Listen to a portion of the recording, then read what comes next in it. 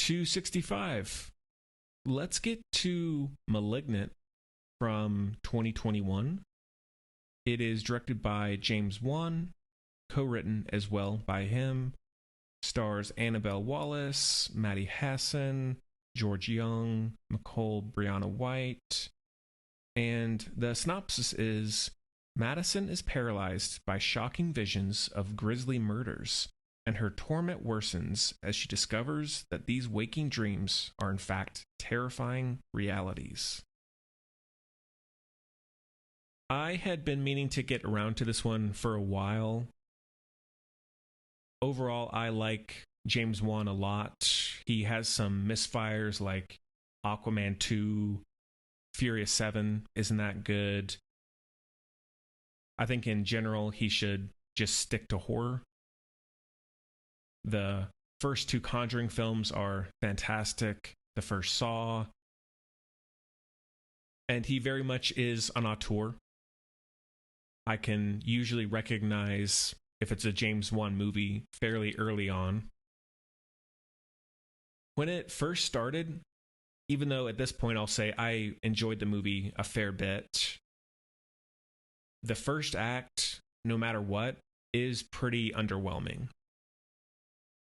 The setup was this young woman who's traumatized, has this abusive boyfriend or husband. The house is full of demons and it haunts her. She's having to deal with people believing her. And I was just thinking, okay, if this is what this movie is going to be, this is going to be rough. However, when it picks up and it gets into the woman, and spoiler warning here, when it gets into Annabelle Wallis having these visions of these murders of these different surgical doctors, I was back in. The visual creativity of how the room around her morphs into wherever the actual murder is taking place, her being locked in whatever position she's in, and she's just having to witness these horrible murders happen in front of her without being able to help or warn someone. Also, for better and for worse, James Wan's signature flying, swirling camera is in full effect in this movie. There were points more so in the beginning that wasn't really working for me, but by the end, in the third act, and we'll get to that specifically, it was used very, very well. And with how the story and the secrets of this demon, let's call it, was revealed, I now feel in retrospect that this would be even better on rewatch. Because there were a lot of points that I was thinking, I'm lost here. I don't know why this is important. Why are we spending so much time here?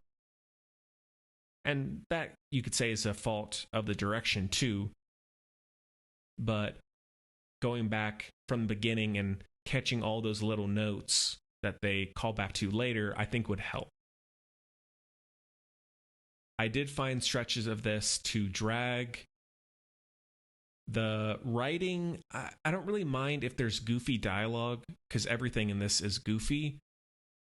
But there was a few too many moments where they spent too much time on characters trying to explain the supernatural logic and backstory of everything. Like, oh, he's been with you the whole time. He's controlling you from this. How is he here? How is he there? And this person is speaking to me from this location. It just really lost me. And in the Conjuring movies, that's less of an issue, because I feel like everything in the story feels so contained, as opposed to this one, which is way more out in just regular everyday society, and there's a lot more going on. That the more they talked about that stuff, the stupider it got. The main concept of this, I haven't really seen anything like it, and I give kudos to James Wan for that. For example, the killer who does parkour and all of these crazy gymnastics sometimes, with a highlight being the chase with the cop through the underground tunnels and stuff. That was so well shot, very suspenseful, very kinetic. The lighting was amazing in those scenes, and there's a lot of great lighting, dark lighting. The room on the top floor where the mom is being kept, with the revolving fan coming through and the obscure holes and light fixtures in places. When it's discovered that Annabelle Wallis has this tumor, this living tumor on the back of her head that was taken off mostly when she was younger, because it became something that was sucking the life out of her and draining her of health and etc., etc. When it comes back and she's in the jail cell, which is a crazy sequence, she kills everyone there very brutally, or I guess the tumor does. Then she kills everyone in the police station. Similar to the chase that I was just talking about with the cop, those sequences showcase how great James Wan can be. When he gets it right, when he's in the zone of what he does best. And it's the kind of thing that shouldn't work in a horror film like this, but it does with how he does it. I even joked on my Letterboxd review of it that it felt like James Wan's version of Assassin's Creed. The look of the killer itself, with the black hood, the long hair, even the blade that it uses from the surgery trophy, and it has those two golden prongs and then the triangular blade. The design of the face of the tumor is very effective as well.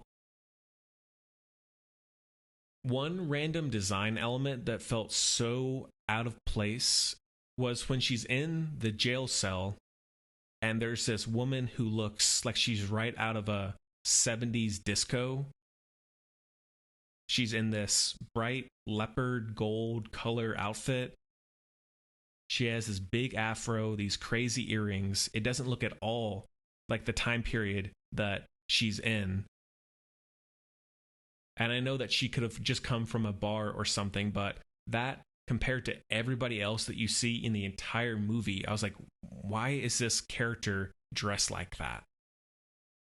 And she becomes one of the people involved in that scene, beating up Annabelle Wallis when things turn bad.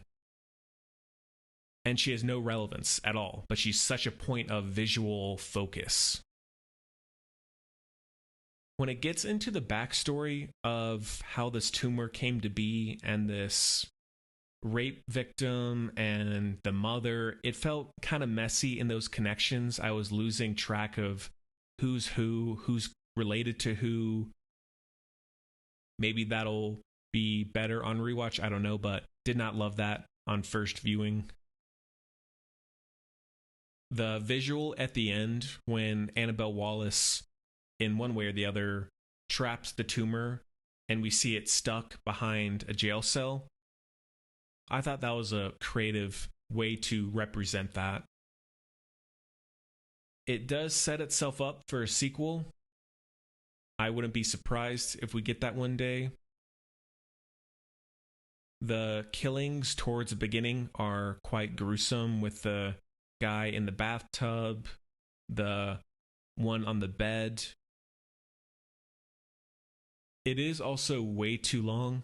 It's almost 2 hours. Definitely could have lost 15 or 20, in my opinion. Performance-wise, everybody was pretty decent in this. One of Annabelle Wallis's better lead roles, or one of her only lead roles to my knowledge. The score by Joseph Bishara, who's worked a lot with James Wan in the Conjuring universe. So as a whole, it was surprisingly solid. One that did stick with me more than I thought it would. That one is a heavy 4 out of 5.